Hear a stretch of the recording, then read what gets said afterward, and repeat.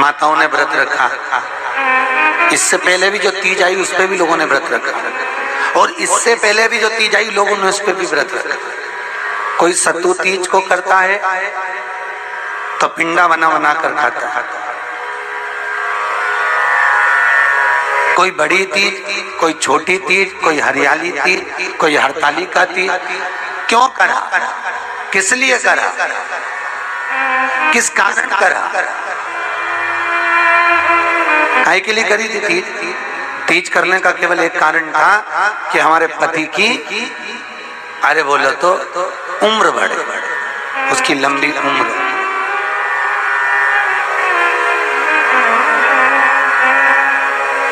करवा चौथ का व्रत क्यों कर? अरे बोलते जाओ, जल्दी जल्दी बोलो। पति की लंबी। पर अगर सत्य माना जाए तो भूखे रहने से पति की उम्र नहीं बढ़ती, जितनी पति की उम्र मुख से मीठा बोलने से बढ़ती है।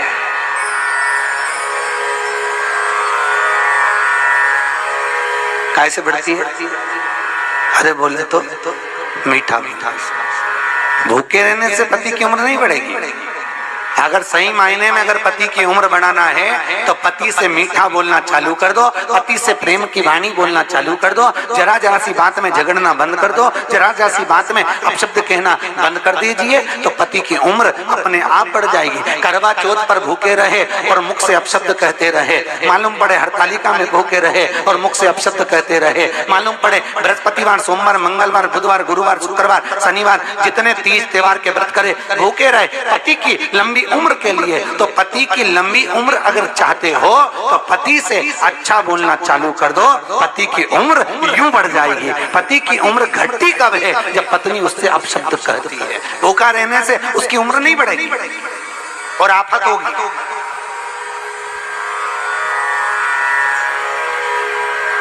उम्र बढ़ाना है तो मिठास तक की वाणी को बोलना पड़ेगा, उम्र को बढ़ाने।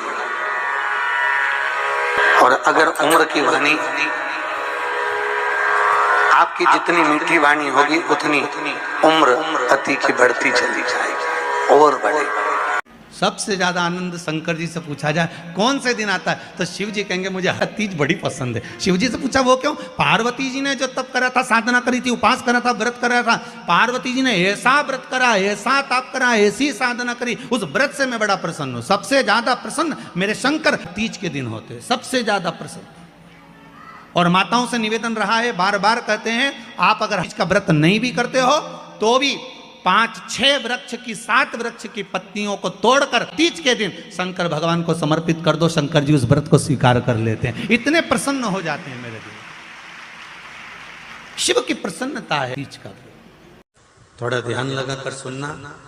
हरतालिका तीज शिव महापुराण की कथा ही नहीं, आप जो तीज करते हो, हरियाली करो चाहे सातुड़ी करो, उस तीज की महत्वता क्या है, इस हिंगोली की शिव महापुराण की कथा में अपने को समझना है कि उसकी मूल तत्वता, उसकी महत्वता है क्या, उसका महत्व क्या।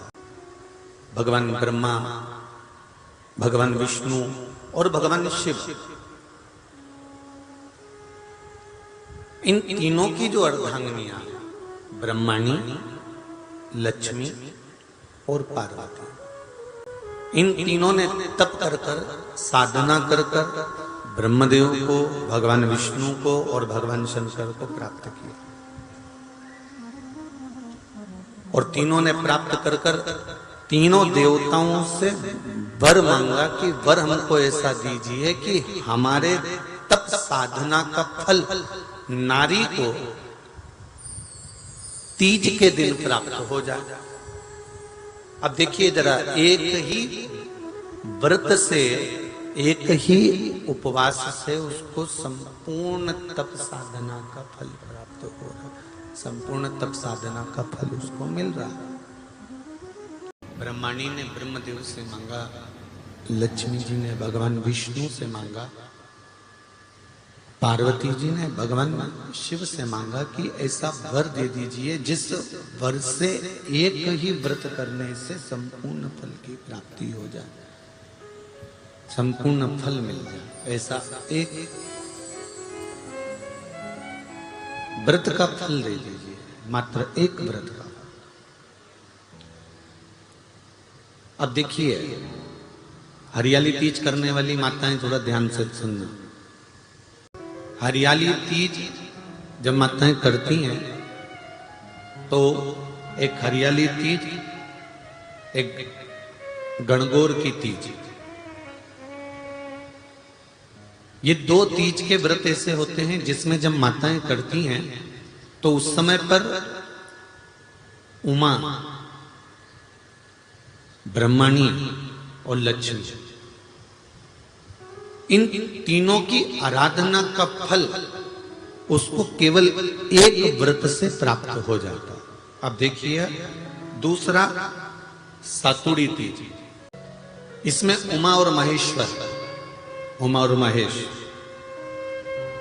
ब्रह्मणी और लक्ष्मी, इन चार के व्रत तप का फल एक साथ सातुड़ी तीज के दिन प्राप्त हो जाता। अब एक आती है हरतालिका तीज। आप लोग करते हो हरतालिका? यहाँ लोग करते कि नहीं करते? करते हैं यहाँ पे हरतालिका? कौन कौन करता है? जरा हाथ उठाओ तो जरा। अरे सभी करते हो, रखो रखो, बहुत बढ़िया, बहुत अच्छी बात। एक आती है हरतालिका तीज।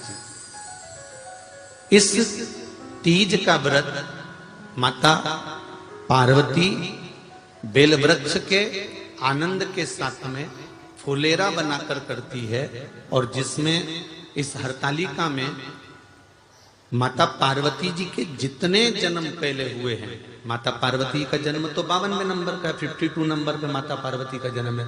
इससे पहले तो माता के 51 जन्म पहले हो चुके, 51 जन्म माता पार्वती का पहले हो चुके। तो वो जितने जन्म माता पार्वती पूर्व में ले चुकी हैं, ब्रह्माणी जितनी बार ब्रह्मदेव के साथ में विराजमान हो चुकी हैं, इंद्राणी जितनी बार इंद्र के साथ विराजमान हो चुकी हैं, और लक्ष्मी चाहे वो राधा के रूप में हो, चाहे वो रुक्मणी के रूप में हो, चाहे वो सतभामा के रूप में हो, चाहे वो यमुना के रूप में हो, चाहे वो गंगा के रूप में हो, जितनी बार माता लक्ष्मी ने रूप धारण करे हैं वो सब रूप में, और माता पार्वती अपने सारे रूप में, ब्रह्मणी अपने सारे रूप में, लक्ष्मी अपने सारे रूप में इस हरतालिका तीज के व्रत को करने के लिए आतुर रहती हैं। और इस व्रत को कर कर एक दिन में ही संपूर्ण विश्व का जितना तप है, साधना है, उपवास है, सबका फल एक साथ एकत्रित कर लेती हैं केवल एक व्रत में, हरतालिका तीज। अब एक बात ध्यान से सुनिएगा, सारे व्रत, आपका अगर स्वास्थ्य खराब हो गया तो आप व्रत छोड़ सकते हो। जितने भी व्रत आप लोग कर रहे हैं पूर्व के, सोमवार, मंगलवार, एकादशी, छठ, पंचमी, चतुर्थी, अगर आपका स्वास्थ्य खराब है तो आप उस व्रत को छोड़ सकते हो, सारे व्रत को छोड़ सकते हो। पर तीज का जो व्रत होता है, हरतालिका जो व्रत होता है, ये व्रत एक बार लेने के बाद जब प्राण छूटते हैं तभी ये व्रत समाप्त होता है, अन्यथा बीच में ये व्रत समाप्त नहीं, ये व्रत समाप्त होता ही नहीं। अगर शरीर से नहीं बनता कि अब हमारी अवस्था हो गई, अब शरीर से नहीं बन रहा है, तो भले एक पहर की पूजन कर कर, एक पहर का नियम धारण कर कर, एक पहर का स्मरण कर कर, एक पहर का पूजन कर धारण करो, और उसके बाद में भले आप थोड़ा सा जो भी आपको लेना है वो कर लो, पर इस व्रत को करना ही पड़ता है। इस व्रत का नियम ही यही है। इस व्रत पार्वती मैं तुम्हें प्राप्त हुआ हूं, यह हरतालिका तीज के व्रत का फल है। शिव जी कहते हैं पार्वती जो नारी हरतालिका तीज के व्रत का स्मरण करती है, फुलेरा जो बांधा जाता है उसमें 5 माला से ज्यादा माला लटकना चाहिए। 5 से कम नहीं। कितनी? जैसे माला जो लटकाते हो वो 5 से ज्यादा होना चाहिए। 5 तो जया, विषहरा, शामली बारी, दौतली, देव, इससे अधिक होगी चलेगा, पर इससे कम फुलेरे के अंदर माला नहीं होना चाहिए महाराज। दूसरा, फुलेरा जहां हरताली का व्रत हो वहीं पर बांधा जाता है। हरताली का तीज का व्रत एक ऐसा व्रत होता है जो मरते दम तक रहता है। इस व्रत को छोड़ा नहीं जाता।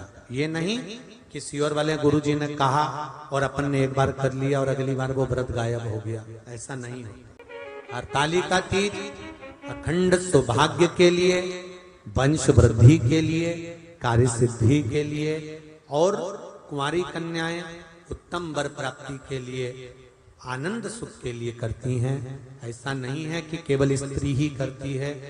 जब नारी किसी कारणवश व्रत नहीं कर पाती तो पुरुष इस व्रत को धारण करते हैं। फुलेरा बांधते हो?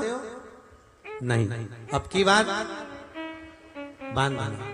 मंदिर में करते हो तो मंदिर में, घर में करते हो तो घर में। फुलेरा वंश की वृद्धि करता है। फुलेरा अखंड सौभाग्य देता है। फुलेरा मन की कामना को पूर्ण करता है। जो बेटियां जिनका विवाह नहीं हो रहा हो या बेटे जिनका विवाह नहीं हो रहा हो, वो 7 स्थान पर कहीं फुलेरा बंधा हो तो फोन लगाकर पूछना कहाँ बंधा है, वहां का दर्शन करने। एक फूल में हल्दी कुंकू लगाकर शिव जी को चढ़ाकर फिर वहां से जाना। 7 स्थान के फुलेरे का दर्शन अवश्य करिएगा। जो व्रत नहीं करते हैं उनसे निवेदन है, कहीं हरताली का हो रही हो तो वहां बैठकर अगर भजन हो रहे हो तो थोड़ी देर भजन गाने चले जाना। अपने मोहल्ले में, कॉलोनी में, सोसाइटी में कहीं हरताली का तीज का व्रत हो रहा हो तो 2-4 मिनट जाकर दर्शन जरूर करना, जिससे भोलेनाथ आपका अखंड सौभाग्य करे और आपके मन की कामना पूर्ण करे। श्री शिवाय नमस्तुभ्यम, हर हर महादेव। ओ आशा करती हूँ यह वीडियो आपको पसंद आई होगी। वीडियो पसंद आई होगी तो वीडियो को लाइक करें, हमारे यूट्यूब चैनल को सब्सक्राइब करें, कमेंट में हर हर महादेव ज़रूर लिखें।